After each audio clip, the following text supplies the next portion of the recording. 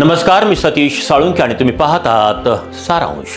मंडळी, जर कोणी म्हणत असेल की मला राजकारणात रस नाही, मी राजकारणापासून अलिप्त आहे, हे वस्तुस्थितीला धरून नाही. कारण राजकारण हे माणसाच्या उत्क्रांतीपासूनच मानवी जीवनाचं वैशिष्ट्य झालं आहे.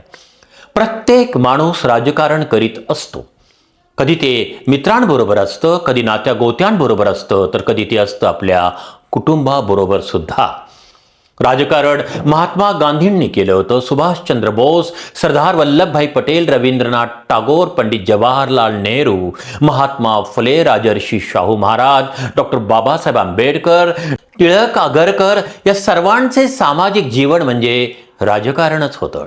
पण त्या काळी राजकारणाचा अर्थ होता भौतिक आणि सामाजिक स्वातंत्र्यासाठीचा संघर्ष, त्याग आणि समर्पण, आणि त्याचा केंद्रबिंदू होता तो केवळ समाज, सत्तेची स्थानं नव्हे. परंतु सर्वसामान्य माणसं राजकारणाचा जे विचार करतात तो अगदी वर्तमान परिस्थितीतल्या राजकारणावरून, जे स्वार्थ लंपट, भ्रष्टाचार, फसवेगिरी करणाऱ्यांचं झालंय अधिकृत क्षेत्र.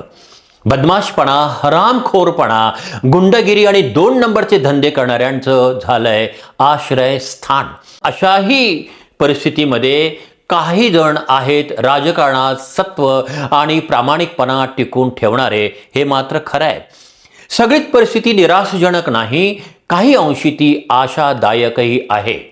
मंडळी, देशाचे पंतप्रधान नरेंद्र मोदी आणि देशाचे विरोधी पक्षनेते राहुल गांधी हे राजकारण करतात तेव्हा त्यांच्या राजकारणाच्या सीमा या असतात विस्तारलेल्या.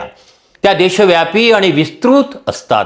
अगदी दिल्लीपासून ते गल्लीपर्यंत त्याची व्याप्ती असते. राष्ट्रीय राजकारणातल्या पक्षांना लागते समर्पित भावनेनं काम करणाऱ्या कार्यकर्त्यांची एक जबरदस्त साखळी. विचारांसाठी वाटेल तो त्याग करणारे कार्यकर्ते आणि त्यांची राष्ट्रव्यापी शृंखला ही शक्ती असते राष्ट्रीय राजकारणाची. या दृष्टीने राहुल गांधी यांच्या काँग्रेसपेक्षा नरेंद्र मोदी यांचं भाजप सध्या आहे अत्यंत प्रभावी. भाजप ज्या राष्ट्रीय स्वयंसंघाच्या विचारांचा अनुयायी आहे, त्या RSS विषयी वैचारिक मतभेद असूही शकतील, पण अगदीच तळागाळ्यापर्यंत संघाचे कार्यकर्ते ज्या बांधिलकीने आणि समर्पणाने काम करतात हे निर्विवाद सत्य आहे. याविषयी मात्र मतभेद होऊ शकत नाहीत.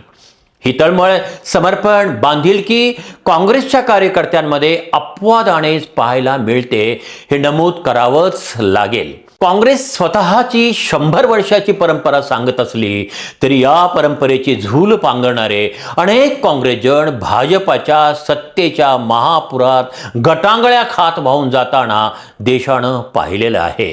आणि निर्लज्जपणाचा कळस म्हणजे हेच पूर्वाश्रमीचे काँग्रेसजन आता काँग्रेसवर आणि राहुल गांधींवर टीका करताना दिसतात. नदीवर वापरायचा दगड असलेल्या या मंडळीला काँग्रेसने शेंदूर फासून मोठं केलं. आज तेच काँग्रेसला काळं फासण्याची भाषा करतायत.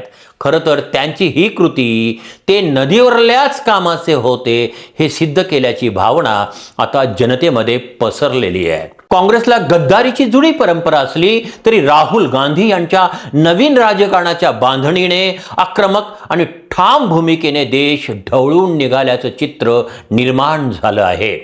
हे सगळं कपाळावर काँग्रेसचं कुंकू पुसणाऱ्यांना अनापेक्षितच आहे. काँग्रेसमुळे राहुल गांधींच्या झंझावाताने केवळ भाजपच नव्हे तर भाजपवासी काँग्रेसमध्येही कमालीची अस्वस्थता पसरलेली आहे.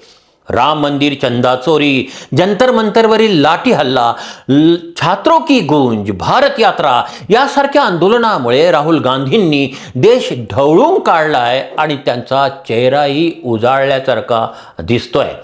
करोडो भारतीयांच्या मनात काँग्रेसने घर केलंय हे चित्र आशादायक असलं तरीही प्रत्यक्ष खालच्या स्तरातील काँग्रेसची स्थिती मात्र कमालीची निराशदायक आहे.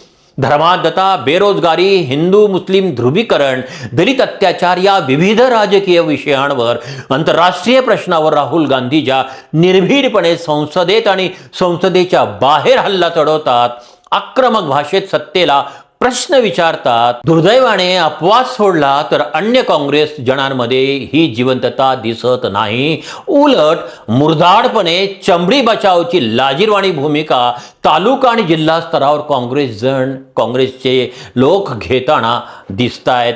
हे देशही पाहतोय. राहुल गांधींच्या पुण्याईवर गाव पातळीवरील काँग्रेस उभी राहील हा शुद्ध गैरसमज आहे. जोपर्यंत गाव पातळीवरील कार्यकर्ते उभे राहत नाही तोपर्यंत राहुल यांच्या झंझावाताला अर्थ उरत नाही. आज जनता मोठ्या प्रमाणामध्ये काँग्रेसची सहानुभूतीदार होते असं चित्र उभं राहिलंय. पण दुर्दैव असं की सर्वसमावेशक आणि आक्रमक असे स्थानिक नेतृत्व काँग्रेसजवळ दिसत नाही. निवडणुकीविषयी बोलायचं तर मतांचे भरपूर दान काँग्रेसच्या झोळीत पडण्याची शक्यता असतानाच काँग्रेसची झोळी मात्र नेमकी अनेक ठिकाणी फाटलेली आहे. आज दिल में गीता और हात में जूता ही राजकारणाची नवीन भाषा झालेली आहे. भाजप आणि दोन्ही शिवसेनेने ही भाषा शिकली आहे. पण काँग्रेस मात्र भाषेचे जुनेच भजन आळवीत बसली आहे. राहुल यांनी निर्माण केलेली नवी भाषा काँग्रेसजनांना आपली हितसंबंध जोपासण्याच्या नादात राहुल यांची भाषा आत्मसात करायला या मंडळींना अडथळे येत आहेत. राहुल गांधी यांची भाषा आता जनभाषा झालेली आहे. काँग्रेसलाही जनभाषेतच बोलावं लागेल. क्रांती एसीच्या बैठकीत बसून काजू पिस्ते बदाम खात आणि चर्चा करून होत नसते, ती रस्त्यावर उतरून होत असते. परीट घडीचे पांढरे शुभ्र झब्बे आणि जॅकेट घालून पुढारपण करणाऱ्यांना जिने मोडीत काढलंय हे राहुल गांधींच्या वेशभूषेवरून तरी काँग्रेसजनांना कळलं पाहिजे. शेवटी काँग्रेसला पूर्ववत सोन्याचे दिवस आणायचे असतील तर केवळ राहुल गांधींचे फोटो मिरवून नाही चालणार. राहुल गांधी यांच्यावर आश्रित होऊन यश नाही मिळणार. काँग्रेसची परंपरा गोंजारत बसून नाही चालणार. राहुल गांधीच्या नावावर जगण्यापेक्षा राहुल गांधी यांच्या निर्भीड वृत्तीचा आणि ठाम भूमिकेच्या रस्त्यावरही चाललं पाहिजे. नसता राहुल गांधींनी निर्माण केलेलं वादळ एक साधारण वावटळ ठरू शकेल आणि त्याचा दोष स्वतः निष्क्रिय काँग्रेस जनांनाच असेल. राहुल गांधींच्या सभेला लाखोची गर्दी होते हे खरं आहे, पण आज त्यांच्याकडे देण्यासारखं काहीही नाही. पण तरीही ती गर्दी होते हे विशेष. पण हे विसरता कामा नये कि किसी का बर्तन खाली हो तो ये मत समझना कि वो मांगने आया है. हो सकता है वो सब कुछ बांट कर आया हो. नमस्कार, मी सतीश साळुंखे आणि तुम्ही पाहत होता सारांश.